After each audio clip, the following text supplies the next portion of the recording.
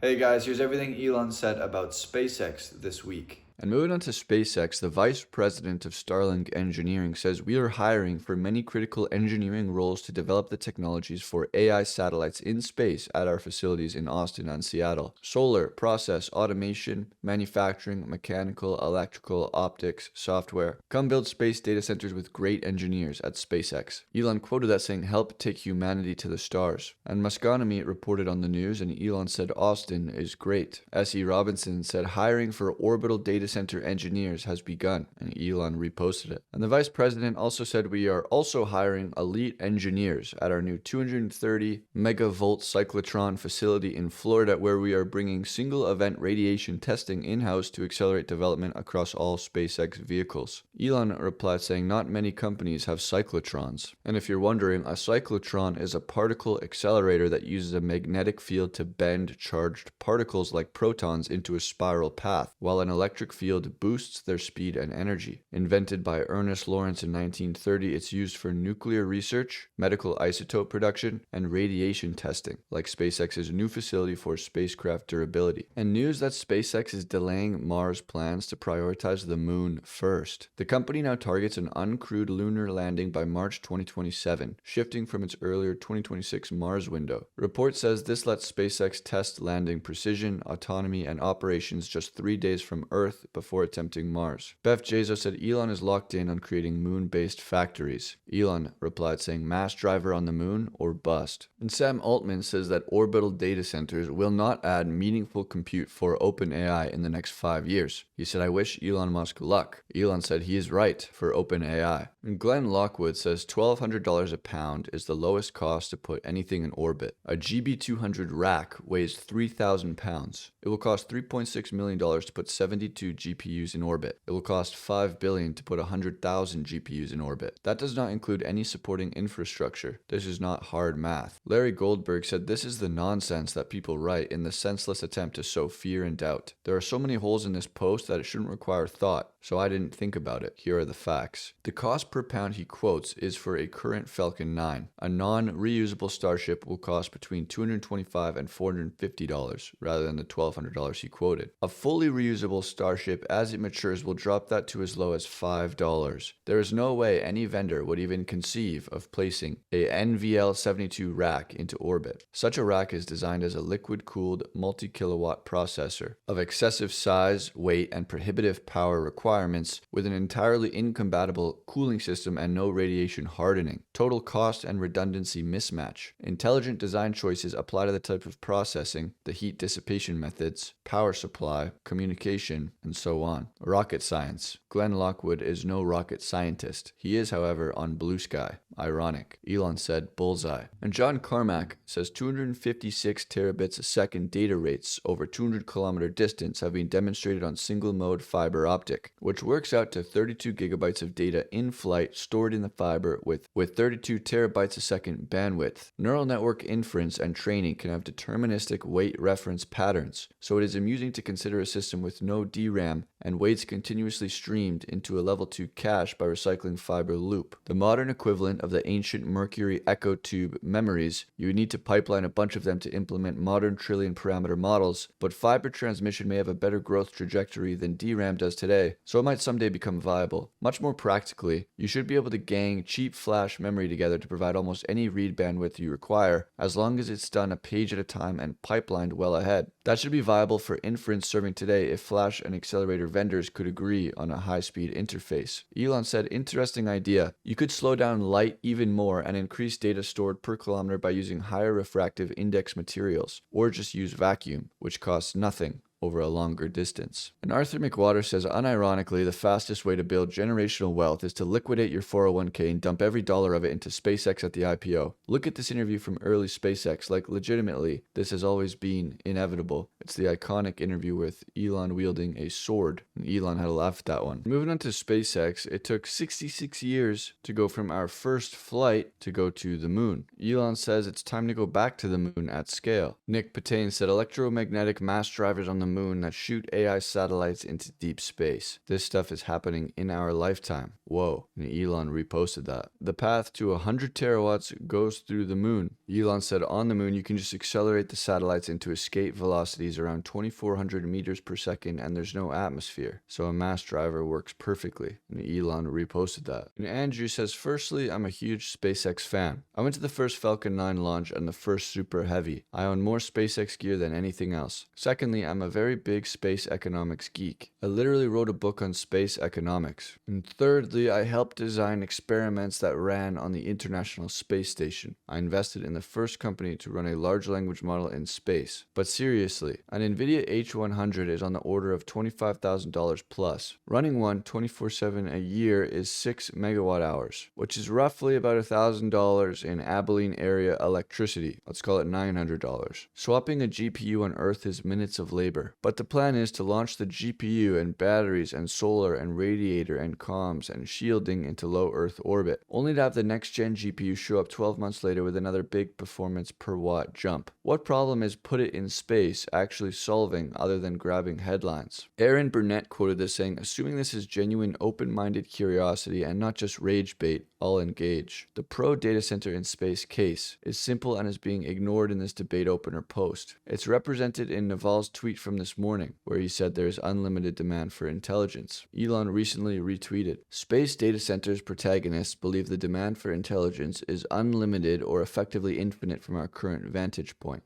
This is obvious in pro-orbital data center arguments coming from meaningful decision makers on this topic. If you want to put order of magnitude numbers on unlimited, then you can use the energy numbers in context. The US uses 500 gigawatts in total energy today, and we're estimated to add 20 gigawatts of data centers in the next 2 years. The increased capex guidance from the hyperscalers underscores this trend. If you believe this build-out tapers off and demand becomes manageable within the next 3 years, then you can ignore the rest. You are not operating under the same assumptions as orbital data center crowd. Elon has stated he expects new demand to be over 100 gigawatts annually, meaning deploying 100 gigawatts of new data centers for AI alone every year. This is 100 new Colossus projects every year. The project was the largest, fastest AI data center built to date. The builder of the largest and fastest AI data center project is saying, I cannot do this 100 times a year. Putting some words in Elon's mouth here. The reason he doesn't believe he can speed up and scale out is heavily due to regulation and NIMBYism. Reference the anecdote he made in recent podcasts about having to move to Mississippi for the next phase of Colossus. The choice is not where to turn on the cheapest chip. It's if they will even be able to turn on the next chip as fast as you want to, this year, next year, or in the next decade. It's false equivalence to presume orbital data center pitch rides on only being able to beat today's data center prices at today's scale at today's demand. It does not matter if it's cheaper on Earth today. It only matters if there's a path to being profitable at all in the near term. We've done the math, and we're not the only ones, and the answer is that it can be done profitably in near term and likely be cheaper than Earth in 3 to 5 years, assuming Starship hits $200 a kilogram or better, and it will. The greatest filter in this debate is simply intelligence demand. Many can't or won't wrap their head around the exponential growth in demand for intelligence. Elon said, pretty much. And Brad Gerstner said, if energy equals AI, then the sun is the largest total addressable market. Elon said by a factor of 1 billion. Doge designer says, mass driver on the moon or bust. Elon said, yes. Tesla Economics says, is it just me, or does it feel like it's been years since XAI and SpaceX merged, which was just 5 days ago? So many things are happening in the AI space that time feels distorted. The pace of tech right now is moving so fast that days feel like years. Maybe it's just me though. And Elon had a laugh at that one. And Elon reposted this article from Peter Diamandis titled Space GPUs, Humanoid Armies, and Why China Wins Unless We Build Optimus. And here's a short clip of Elon talking about the mass driver on the moon. You can imagine like some mass driver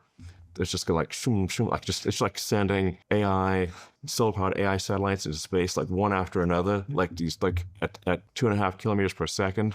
Elon said it would look incredible. And Adam said people are still thinking in terms of Kardashev 0. If we are going to pass the Fermi paradox great filter and become Kardashev 2, we have to build in space and harness the energy from the sun. Elon said, yeah, super obvious. And as we saw the other day, SpaceX is hiring engineers in Austin and Seattle to develop AI satellites and space data centers. Elon said, true. Warren says, when Elon talks about launching satellites from the moon into deep space, does he mean heliocentric orbits or high Earth orbits or something else? Grok replied saying Elon likely means orbits beyond Earth's, such as heliocentric, which is around the sun, or Lagrange points for constant solar power without Earth's shadow, key for space data centers, not just high Earth orbits as those still face eclipses. Elon said yes. And news that SpaceX has acquired Hexagon Purus Aerospace subsidiary for $15 million, bringing further vertical integration to SpaceX. Hexagon supplied high-pressure composite storage cylinders for aerospace and space launch applications. Composite overwrapped pressure vessels have been a principal source of SpaceX's few rapid unscheduled disassemblies. I don't believe this acquisition is done as much for vertical integration as it is to perfect this critical part permanently for the future. Elon said it's critical to have extremely reliable composite overwrapped pressure vessels. And Booster 19 is currently undergoing a 4th day of cryogenic proof testing at SpaceX's Starbase Massey's test site. Robot Beat quoted that saying SpaceX is doing far more ground testing of Starship V3 than for V2. These vehicles are going to work. Elon said, of course, just a matter of time. And after Naval said there is unlimited demand for intelligence, Elon quoted that saying, true. Once the solar energy generation to robot manufacturing to chip fabrication to AI loop is closed, conventional currency will just get in the way. Just wattage and tonnage will matter, not dollars. And moving on to SpaceX, Elon has an announcement. He said, for those unaware, SpaceX has already shifted focus to building a self-growing city on the moon, as we can potentially achieve that in less than 10 years, whereas Mars would take over 20 years. The mission of SpaceX remains the same: extend consciousness and life as we know it to the stars. It is only possible to travel to Mars when the planets align every 26 months and a 6-month trip time, whereas we can launch to the moon every 10 days with a 2-day trip time. This means we can iterate much faster to complete a moon city than a Mars city. That said, SpaceX will also strive to build a Mars city and begin doing so in about 5 to 7 years. But the overriding priority is securing the future of civilization, and the moon is faster. And Peter Haig says a lot of SpaceX critics are jumping for joy right now, incorrectly claiming that pushing Mars back by a synodic cycle or two is abandoning it, proving that it was a scam. This is nonsense, of course. What is going to happen is a massive ramp up of Starship cadence for the moon and cislunar development. This will mean when Mars windows come around, there will be ample, cheap launch capability available for the mission. Lunar mass drivers and data centers are going to be what provide early demand for Starship and prime the pump for large-scale Mars settlement. Elon replied saying, as I said in my post, we will still do Mars in parallel, but the critical path to a self-growing moon city is faster. The moon city can be made to be self-growing in less than half the time of Mars. The critical juncture for humanity's expansion beyond Earth is having a self-growing civilization off-world before the resupply ships stop coming. Beth Bezos said Starbase Moon is going to be such a dope place to visit. SpaceX getting into electromagnetic mass drivers using Tesla tech is going to be insane. Moon will become the launch pad for layer Mars colonization, and Elon reposted that. And Mark summarized Elon's announcement, and Elon quoted it saying, yes. And Tesla Economics is trying to get Elon to clarify the announcement. Elon said moon first. Structura said the moon, then Mars, then the belt, then Jupiter and Saturn, then the stars. Elon said Mars will start in 5 or 6 years, so it will be done in parallel with the moon, but the moon will be the initial focus. Aaron Burnett said big mass driver on the moon would speed colonization up on Mars, I assume. Elon said the moon would establish a foothold beyond Earth quickly to protect life against risk of a natural or man-made disaster on Earth. We would continue to launch directly from Earth to Mars while possible, rather than moon to Mars, as fuel is relatively scarce on the moon. And Op4 replied to Elon saying, you said we would be on Mars in 10 years. 10 years ago. Unix said he said the first flight to Mars would be approximately around now. And currently Starship Tech is at the point where a 2028 flight is totally viable, so he was off by a single synod. He is currently talking about self-sustaining, which Elon has always pegged at 2050 for Mars. Someone replied saying, in our lifetime there will be no manned flight to Mars. Read a bit and you will understand why. It was a scam for the dumb noobs so he could pump up his stock price. Random said, I hate that these idiots got what they wanted now. Peter said they didn't. Likely manned Mars flights in 2033. Elon said maybe 2031. And Akash says a city on the moon will cost somewhere between 100 billion and 500 billion, require thousands of Starship flights and demand a decade of nonstop construction in a place where the temperature swings 400 degrees Celsius between day and night. The dust cuts through metal seals like sandpaper, and a single cracked habitat window means everyone inside is dead in about 90 seconds. Musk just announced SpaceX is doing it anyway. Here's the actual engineering path. You build at the South Pole, specifically the rims and floors of craters like Shackleton and Cabeus, where temperatures in permanent shadow drop below 230 degrees Celsius. NASA estimates 600 million metric tons of water ice are buried in these craters under about 40 centimeters of dry regolith. That water becomes your oxygen supply, your drinking water, your radiation shielding, and 78% of your rocket propellant by mass. The crater rims get near continuous sunlight for solar power. You build where the resources are. Getting there is where it gets wild. Every Starship lunar mission requires 10 to 15 tanker flights to fill 1,200 tons of propellant in Earth orbit before the ship can even leave. One cargo delivery to the lunar surface burns through roughly 12 Starship launches. Starship version 3 lands 100 metric tons per trip. The moon is 2 days away with launch windows every 10 days. Mars gets one window every 26 months with a 6-month flight. That 13x iteration advantage is why Musk pivoted. The first 20 to 30 landings are all cargo.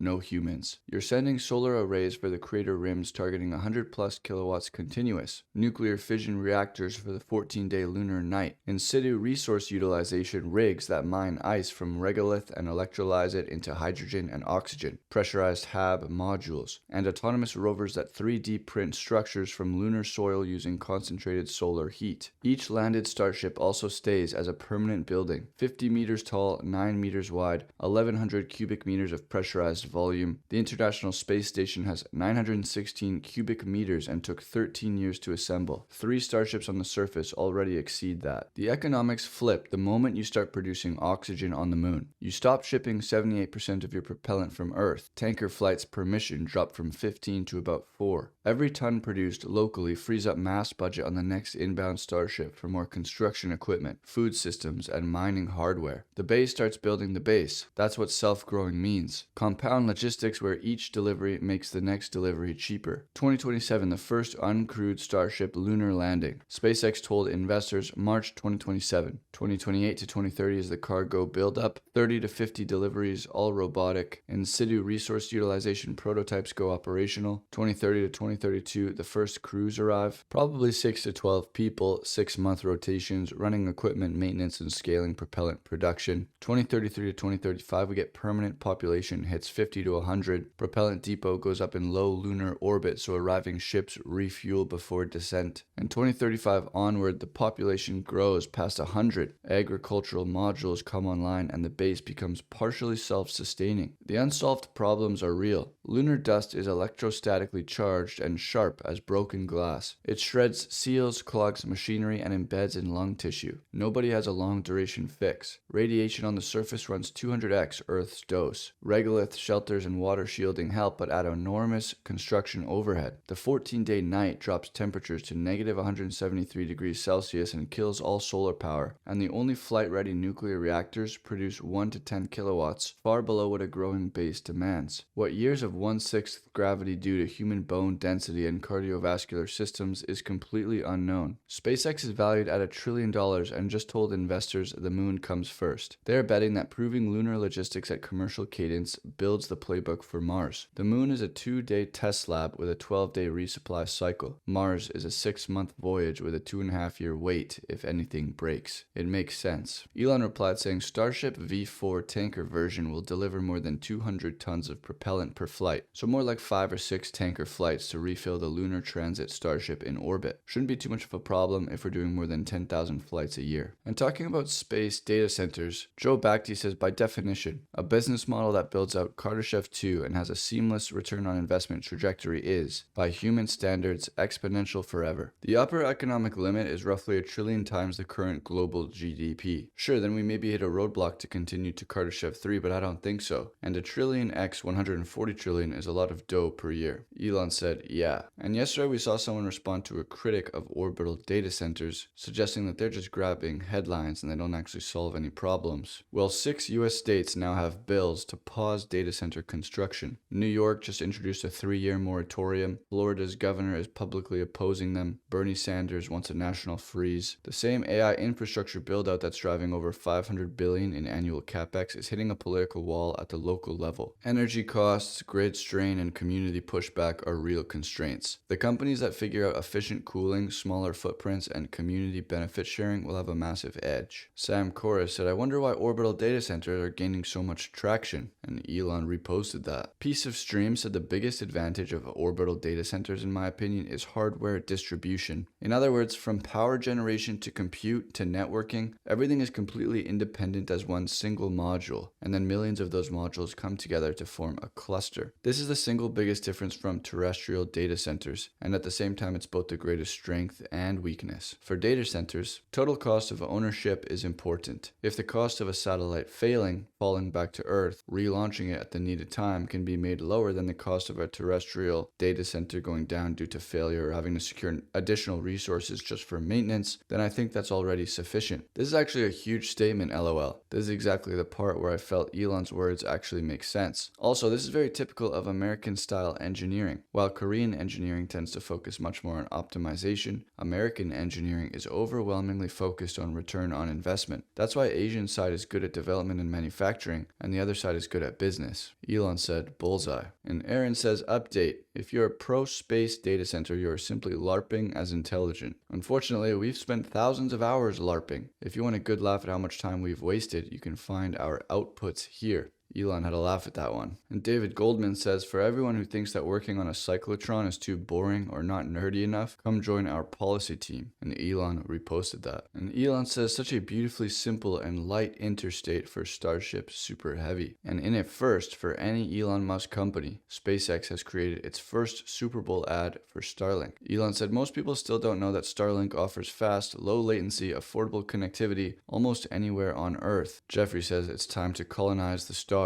And Elon reposted that. Elon said, such amazing work by the epic Starlink team. And Roger says, the truly remarkable thing about Musk is he gets money from the government for lying in general and not based on business fundamentals. Tesla grants essentially mirror SpaceX contract money for Artemis moon trips that still never happened. Basically, the more Musk ramps up lies, the more the government indiscriminately throws money at him. James Stevenson said, please stop lying. That $3.5 billion is earned by providing valuable launch services, less than half of SpaceX's revenue, and a far better deal for taxpayers than NASA or the Defense Department would have gotten from any other provider. Elon said the funny part about that clown's analysis is that even if every bit of bullshit he says is true, it still amounts to less than 1% of the value of Tesla and SpaceX. Someone said Musk has peaked and is on the way down as a public figure. No rational person now believes a single one of his predictions. As venture capital becomes cautious of his businesses, he's increasingly dependent upon military financing. The military doesn't need his sci-fi hype. Warren Redlick said, I'm irrational. Starlink already produces massive cash. Robotaxi cash machine starts soon. Optimus not much later. Elon doesn't need military money. Elon said, true. I love NASA, but they will only be 5% of SpaceX revenue this year. The vast majority of SpaceX revenue is the commercial Starlink system. And after saying that the amount that they get from the military amounts to less than 1% of the value of Tesla and SpaceX, he asks, where did the other 99% come from? And Adam says the reason why Elon has contracts with the government is because he is the most efficient vendor. He saves the US tons of money for things that we need. Every cent is earned. Elon said yes. And Captain Ellie says, watching 2009 Elon Musk on Charlie Rose casually drop one of the clearest explanations ever about suborbital versus orbital flight. He said he was already explaining this 16 years ago like it was nothing. And Elon reposted it. And starting with SpaceX, Farzad says, I love how SpaceX aimed for Mars 20 years ago, and now it has to delay it by 5 to 7 years because AI satellites are more achievable in the near term. What an absolutely insane timeline we're living in, you guys. The future is going to be ridiculous. Elon replied saying the priority shift is because I'm worried that a natural or man-made catastrophe stops the resupply ships coming from Earth, causing the colony to die out. We can make the moon city self-growing in less than 10 years, but Mars will take 20 plus years due to the 26-month iteration cycle. That is what matters most. There is also an AI bonus element, but the prime directive must be ensuring the long-term survival of consciousness. And this is all in the wake this all in the wake of SpaceX shifting their focus to building a self-growing city on the moon first before Mars. The limiting factor said, I always find it gobsmacking when people go after Elon for changing his mind. This is a virtue, not a weakness. Farzad said, my favorite part is that SpaceX has been so insanely successful that he's getting criticized for not going to Mars. Just think about that for a second. Holarb said, still going to Mars, just a little later. Elon said, exactly. Lil Human's Big Impact says, you, your children and grandchildren have a real chance at actually going to the moon one day. Elon said, we hope to make the moon accessible to anyone who wants to go there. And Jeff Bezos posted a photo of a turtle tagging Blue Origin. Elon replied asking turtle heading, and he replied to himself saying, when it's coming out slowly but ferociously. Can Raptor said, people are confused, so let me shed some light. Ever hear the tale of the tortoise and the hare? SpaceX is the hare, quick, active, but easily distracted by Mars and AI. Blue Origin is the tortoise, slow but methodical, dead set on the main goal, the moon. Bezos clearly implies here that they will beat SpaceX to the moon. Any response, Elon? I would not let him swing at you like that if I were you. Elon said they might land something on the moon before SpaceX, and that's fine by me. I will be one of the first to congratulate them. However, what really matters for the future is being able to land millions of tons of equipment and people to build a self-growing city on the moon. In this respect, perhaps we are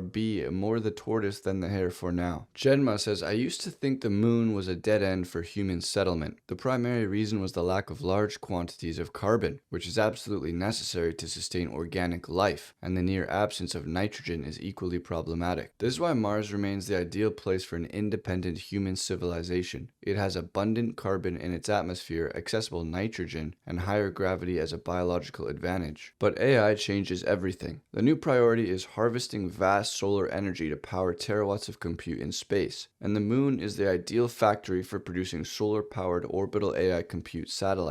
Its low gravity and vacuum environment become advantages, enabling mass drivers to launch unlimited swarms into cislunar space, keeping communication latency to Earth low and allowing regular imports of cutting-edge AI chips from terrestrial fabs. If polar water ice deposits prove accessible at scale, we can produce liquid oxygen and liquid hydrogen in situ to fuel starships that rendezvous in Earth orbit to collect payloads. I still believe the moon will ultimately face hard limits due to scarce carbon and nitrogen, and Mars will be the true backup for human civilization. Yet in the AI era, the moon has become a high-value industrial node, essential for accelerating the deployment of exascale compute across the solar system. Elon replied saying, there is enough carbon and hydrogen on the moon to build a self-growing civilization. And this physicist says there's something very, very strange about Elon. Elon is very mysterious in a way that somehow nobody seems to notice. One of his slogans is Ad Astra, to the stars, right? But you can't get to the stars using SpaceX because it's a chemical rocket company. So what the heck? He's not investing in physics. He was going to go into a physics grad school. I think he has a physics BA.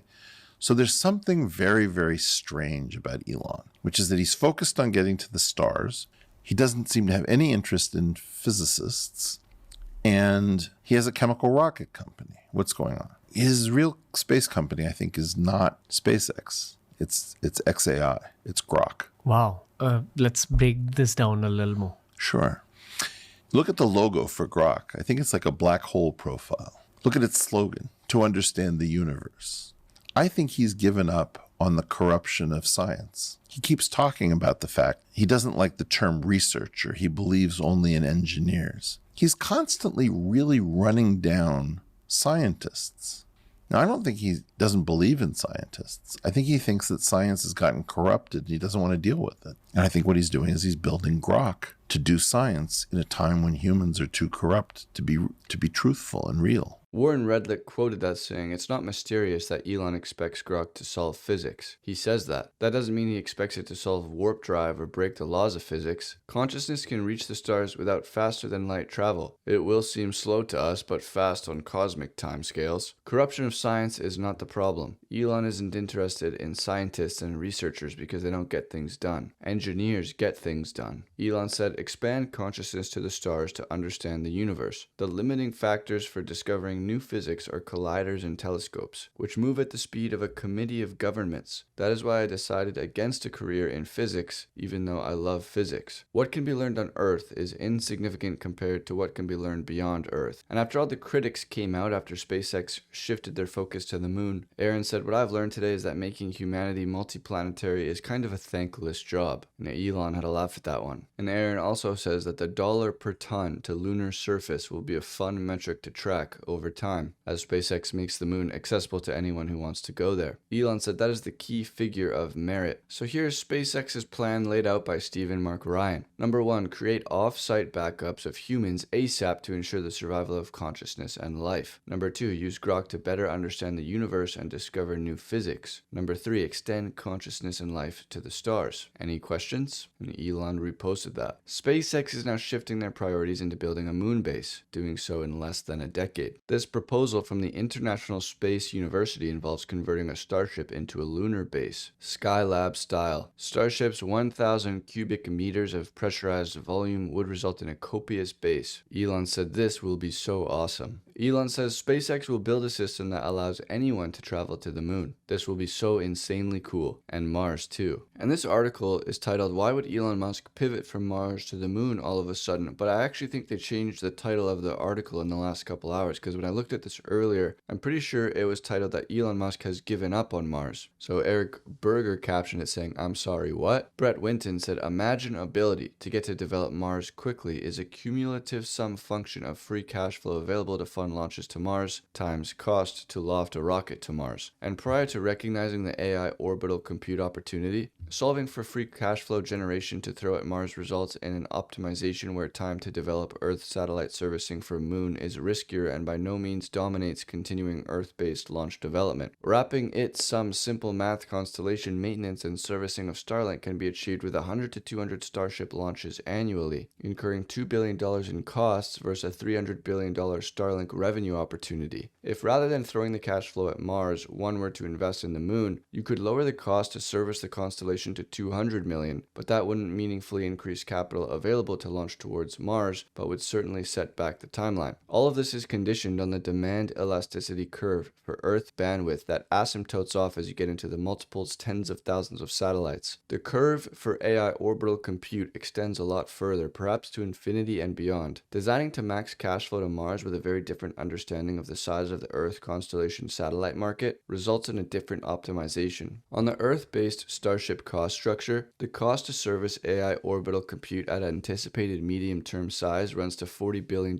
per year. By operating from the Moon, you can shave tens of billions off the cost structure and more importantly unlock substantially larger potential markets. Measured over a timescale consistent with the scope of the undertaking, the Moon and AI compute yield a more meaningful cumulative capital lofted to Mars than one would get on the prior state of play or on a Starship and AI compute, but no Moon playbook. Elon replied saying, we're still going to Mars and the time frame for building a self-growing city there is still about the same at 20 to 30 years. It's possible that revenue from lunar activities might actually accelerate Mars. Aaron says, periodic reminder that building factories and cities in space will be based as hell. Elon said it will be so epic to see. Adrian Dittman said Moon Base Alpha will be like Factorio in space. Elon said, yup. Elon said life cannot just be about one sad thing after another. There must also be things that make us super excited and inspired about the future. This is one of the things. Big time. Truthful said we can manufacture steel on the Moon, by the way. Someone said, huh? I saw we could manufacture aluminum, but I didn't know this. Truthful said unless there's some carbon hidden somewhere, we'll have to deliver some of it, but that won't be a problem. Elon said there's enough of everything on the Moon. And hear me out. Honeymoons on the actual Moon. And Elon reposted that. And after Elon said that SpaceX will build a system that allows anyone to travel to the Moon, Autism Capital asked, is the system called a rocket? Elon said, yup. And Elon once said you could scale up to 100 terawatts of AI compute per year from the Moon. And Elon reposted that. And here men from the planet Earth first set foot upon the Moon July 1969. We came in peace for all mankind. And Elon reposted that. And Elon once said on a live stream, we definitely want our rocket to reach Uranus. It's a stretch goal goal to reach Uranus. And Elon had a laugh at that one. Casey said, I've been a bit busy, but cobbled together some notes on lunar factories. I guess we're doing moon factories now, is the article. Elon reposted it. And Louis says the moon is harder than Mars in many ways. Higher radiation, much lower gravity, more bone loss, no atmosphere to harvest carbon. If we can crack the moon, Mars becomes an easier problem. Elon said the moon is faster to make a self-growing city. If civilization continues to grow, we will figure out the universe. If not, nothing else matters. And here's Moon Base Alpha, and Elon reposted it. And Dylan says, by the way, I am mocking all the Musk tweets, but all this space exploration bullshit is one thing I think where the public's instincts are spot on. They are ignoring all of it. Despite massive PR pushes by NASA, Elon Musk, India, the public does not care. It's not the 60s anymore. Peter said, you can sit there and snarkily state no one wants this, as if your personal vibes speak for society. But when the actual field work is done, space exploration remains objectively popular. And Elon reposted it. And X Freeze says once established, the utility of a lunar outpost will scale exponentially, creating the foundation for humanity's permanent presence beyond Earth. And Elon reposted that. And EU propaganda said Elon hasn't done anything for humanity. He has real scientists doing things that barely get any credit. Someone quoted it saying, if something hasn't happened yet, like humans colonizing Mars, it's dismissed as a billionaire scam. But once it happens, suddenly there are scientists and engineers who deserve credit, after their work had been previously dismissed as something that could never happen. Elon said every time.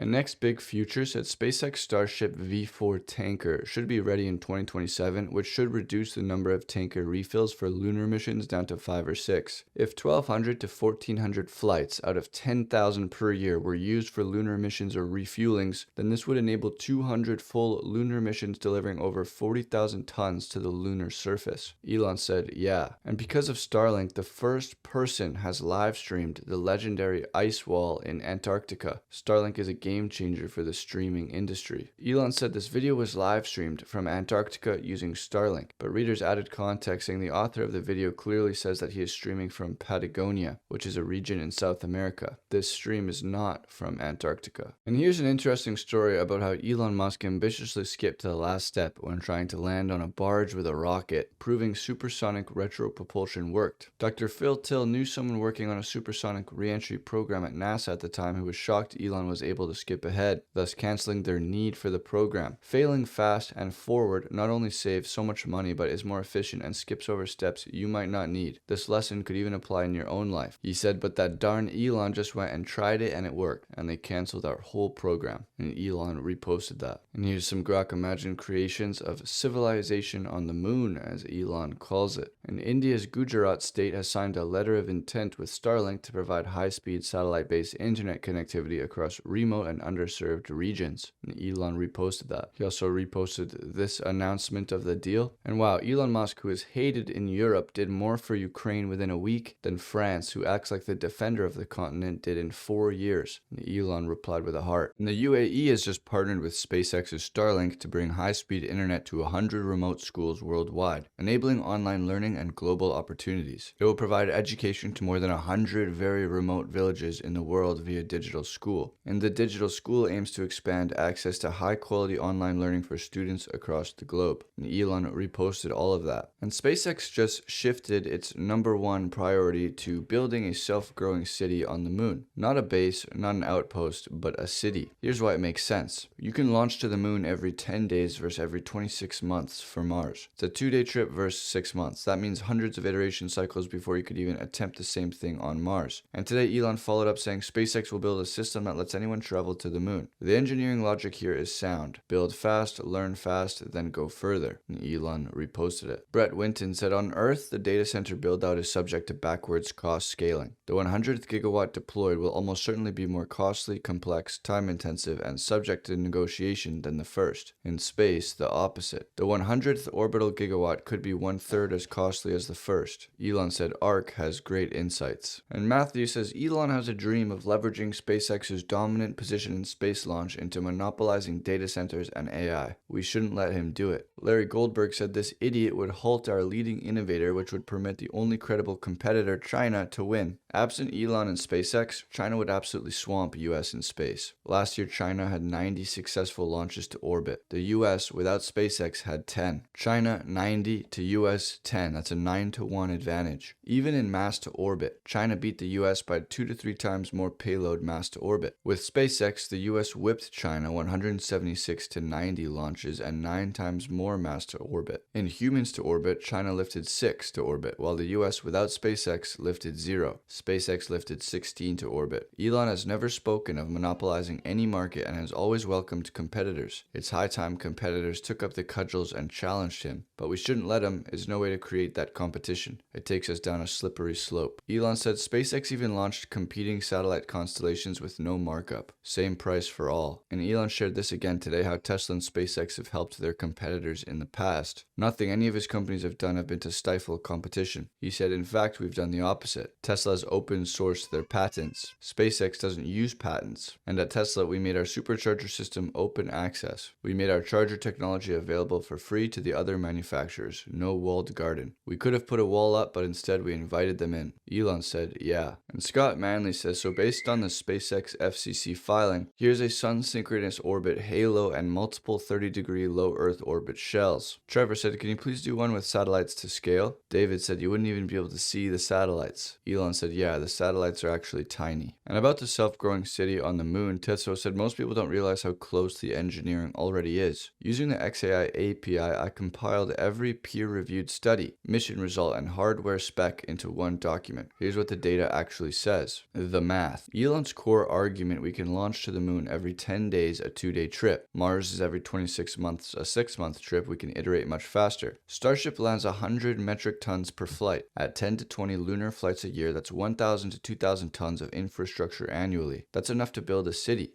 Construction. We already know how to build with lunar dirt. 9 validated sintering methods turn raw regolith into structural material ranging from 26 to 207 megapascals compressive strength. And for reference, under 1/6 gravity, lunar structures need a fraction of what terrestrial buildings require. China flew 34 regolith bricks on Tiangong for a full year. Return November 2025. No cracks or structural damage. 3x standard brick strength. Power. The 14-day lunar night is the hardest engineering problem on the moon. NASA and the Department of Energy signed a Memorandum of Understanding in January 2026 for a nuclear reactor on the surface by 2030. The Phase 1 demo spec was 40 kilowatts. The Phase 2 solicitation issued December 2025 calls for at least 100 kilowatts. Both targets under 6 tons, 10-year life, zero crew intervention, autonomous startup. A rover drives it to a safe distance, unreels a cable, and walks away. One of those powers a small city through every lunar night. In C2 resource utilization, the moon is 40 to 45% oxygen by weight. It's locked in the rock, but we know how to get it out. Molten regolith electrolysis, 6,800 kilograms of hardware produces 25 tons a year of metal and 24 tons a year of oxygen. The mass payback ratio, 0.14 kilograms of equipment per kilogram of annual product. That's an industrial plant. And dust, lunar dust is electrostatically charged, razor sharp, and gets into everything. Apollo crews called it the worst operational hazard on the moon. In March 2025, NASA's electrodynamic dust shield was tested on the actual lunar surface during the Blue Ghost mission. Before and after images show regolith visibly cleared from glass and radiators. The first in situ dust removal ever demonstrated on the moon. Most people missed this entirely. Lava tubes. The best real estate on the moon is underground. Grail gravity data suggests lava tubes up to several kilometers wide may exist between the lunar maria. First cave was directly confirmed by radar analysis published in 2024. The Mar Tranquillitatis pit, at least 45 meters wide with a conduit extending tens of meters further. Interior temperatures in shadowed lunar caves range from minus 20 degrees Celsius to as warm as 17 degrees. Stable year-round. Zero radiation, zero micrometeorites, zero thermal cycling. A pressurized lava tube habitat doesn't need regolith shielding, doesn't need thermal control, and has virtually unlimited expansion volume. The timeline.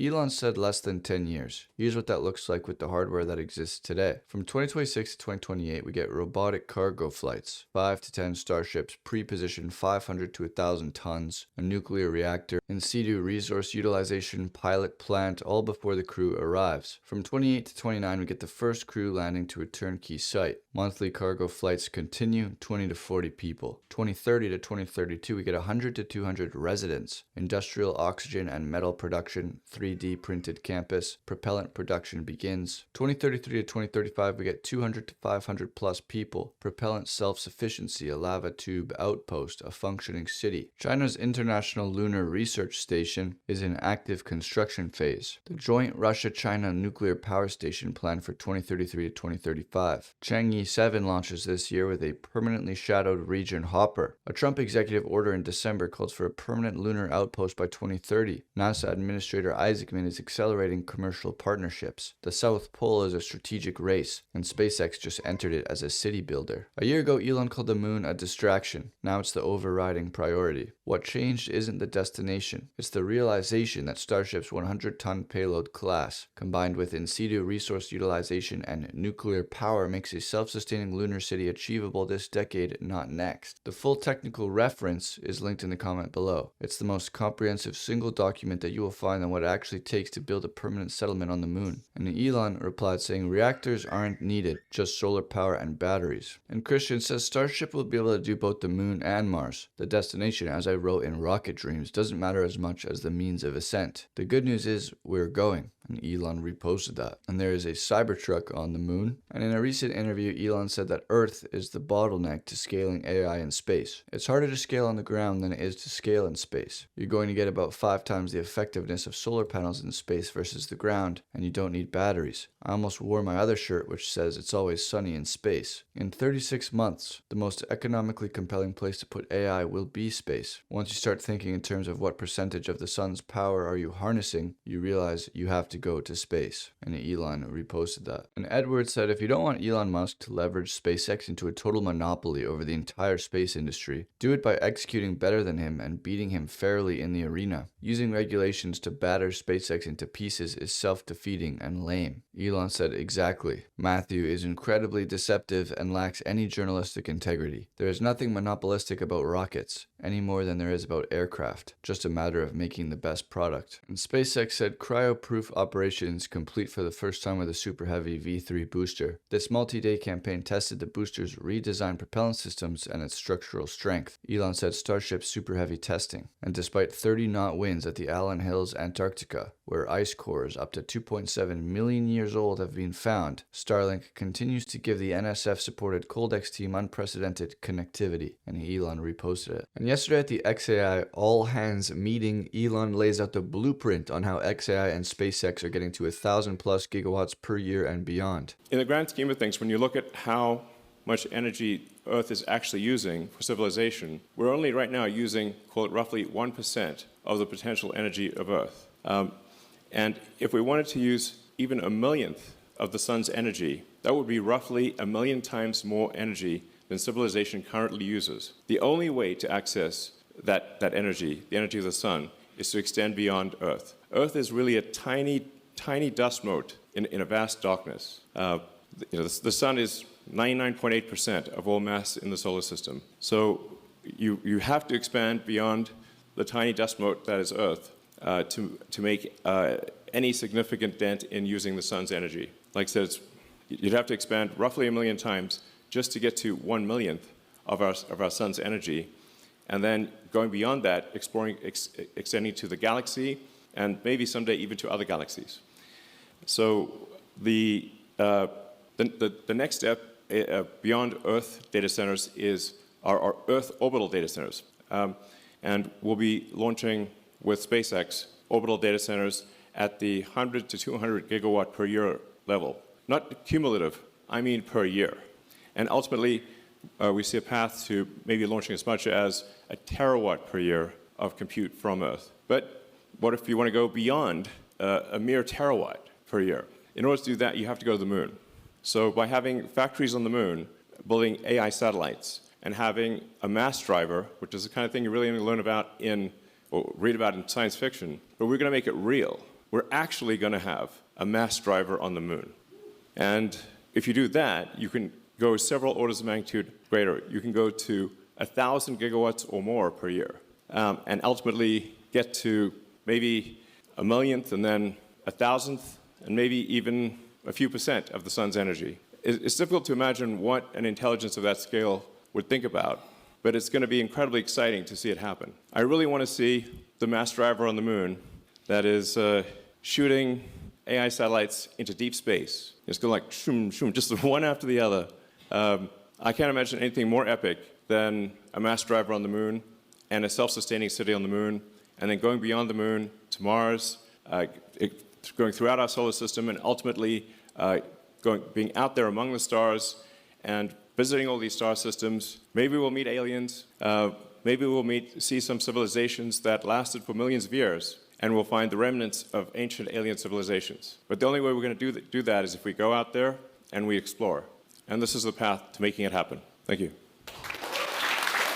And Elon reposted that. And Autism Capital also shared that clip, and Elon said yes. Sawyer also shared that clip. Elon shared that clip again. And Sean McGuire shared the clip, and Beth Bezos quoted it saying, XAI is going for the endgame win. SpaceX is building the Dyson Swarm Factory. Intelligence, energy. The way to unlock massive free energy is simply to get compute close to the sun via a kinetic energy bump. Mass drivers on the moon are the most effective way to do the latter. And Elon reposted that. Doge Designer also shared that clip. Elon reposted it, and quoting an article from Aaron Burnett, which is titled, No, SpaceX didn't bail out XAI. Vlad says anyone who says Elon bailed out XAI with the SpaceX merger can't see beyond their nose and aren't worth listening to. Elon said, true. And Southwest Airlines has just announced that it will install Starlink across its entire fleet. And Elon reposted that. Starlink is connecting remote schools around the world with high-speed internet. Elon reposted that as well. And Macron says everybody is fascinated by Starlink. I'm super happy, but if you are lucid, Mr. Musk is probably one of the guys in the world who has had in his pockets the most billions of dollars from American taxpayers. Elon replied saying, actually, that's our competitors, especially in Europe. He said if you add up all the government funding Tesla and SpaceX have ever received, it is only about 1% of the combined value of the companies. In contrast, if you do that with US and European major aerospace companies, the government money they have received exceeds 100% of their value. And NASA's SpaceX Crew 12, Falcon 9 rocket and Crew Dragon spacecraft are seen at sunset earlier tonight. The NASA astronauts are scheduled to launch to the space station no earlier than Friday, February the 13th from Space Launch Complex 40. And Elon reposted that. And starting with SpaceX, there's been a lot of talk about this new moon city and moon base, but Elon was actually talking about a moon base and moon city back in 2020 when he said we should have a base on the moon, a city on Mars. Elon said 6 years ago. And a big reason for a moon base is to accelerate orbital AI data centers because you can use the moon as a launch pad for AI satellites. But Victoria says this article by Tim is by far the best explainer on this issue that I've read, and I've had to read a lot of these articles lately, why the economics of orbital AI are so brutal. Larry Goldberg quoted it saying this article that V.S. Mason references is a waste of print space, reading time, and intellectual effort. It starts with the ridiculous assumption that cost to orbit on a Falcon 9 is $3,600 per ton, and proceeds down the hopeless rabbit hole with continuing and increasing errors. If you want to get a rigorous explainer on this issue, I recommend you follow and read posts by Aaron Burnett on this subject. He has the best independent analysis on the economics orbital AI. Aaron quoted that saying, if you are a journalist interested in telling a balanced narrative and want the pro-orbital data centers logic and math, we've made it very easy. These articles are all open and ungated.